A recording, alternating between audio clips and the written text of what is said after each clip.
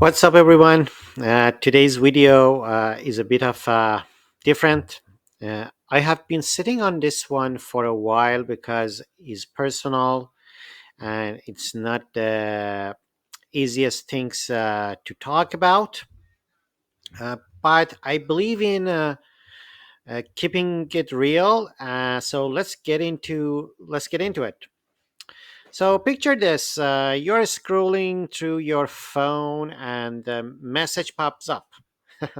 And this is a message from your old coworker. So her sister was just basically diagnosed with a rare condition, and the medical bills are piling up, basically.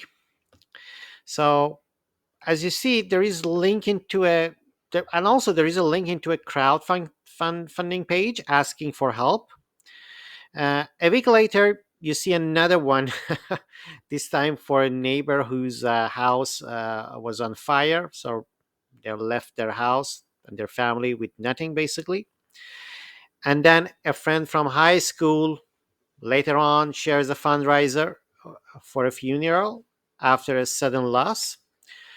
I mean, it's overwhelming, uh, isn't it, right? I have had the moments like these hit me hard this year, and I know I'm not alone.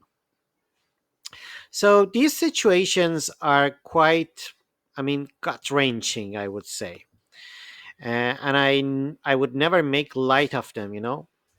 So, but here's what I realized. I mean, those crowdfunding pages, whether it's a GoFundMe or another site, aren't a plan, basically.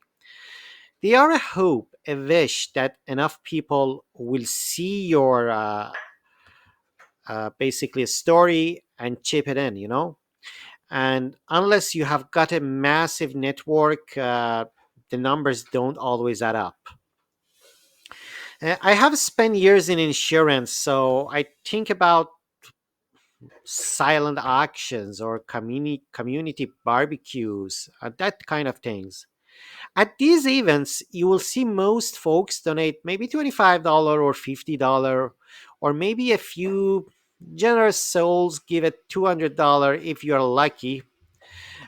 Someone maybe drops 500 if you're lucky, but that's rare.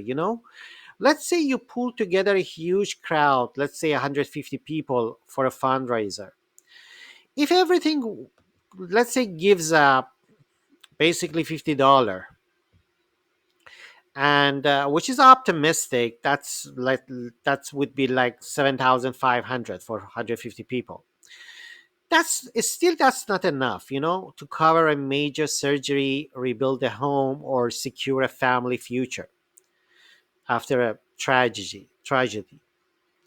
So here's a different angle. I ran a quote recently for a 35 years old woman. She's healthy, non-smoker, for a roughly $80 a month. She could get a disability insurance policy that pays $3,000 a month if she's injured and can't work. That's $36,000 a year tax free to keep her bills paid and life on track. So, to raise that much through a fundraiser, you would need 720 people to give a $50 each. That's a tough ask for most of us. So, consider this: for about $90 a month, that same $35-year-old could get $750,000 in life insurance. If she passes away, her family gets that money in days. No waiting, no uncertainty. It could clear a mortgage, fund college for her kids, or just give them breathing room. To match that with the donations, you would need like 15,000 people giving $50. Unless your story goes viral, that's not realistic.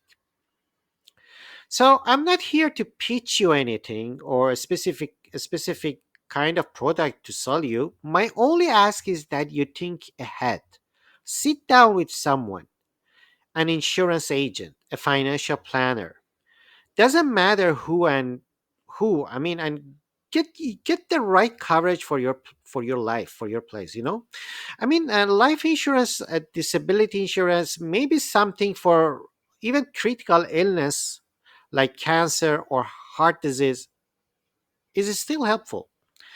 If money is tight, start small. Even a little protection beats crossing your fingers and hoping fundraiser will save the day. Really, is not helpful. That kind of thing.